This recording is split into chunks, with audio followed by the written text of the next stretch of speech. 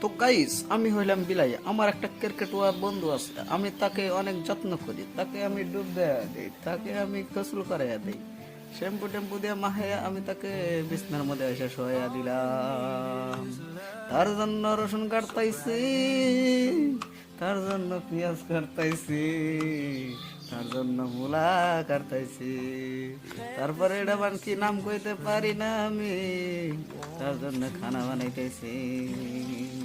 তারপরে বানাইতে বানাইতে অল্প মিঠাই নাগাল কি করে মিশাইলাম জানি না। তারপরে শরবত বানাই দিয়েছি, জুস বানাইয়া তাকে গ্লাসের মধ্যে দিয়ে দিলাম। তারপরে তাকে খাইতে ডাক দিলাম, তারপরে তাকে হাতে শেয়ার করে তাকে খিলাইতে লাগলাম। খিলাইতে খিলাইতে ঝাল ধরে গেছে, তাকে এখন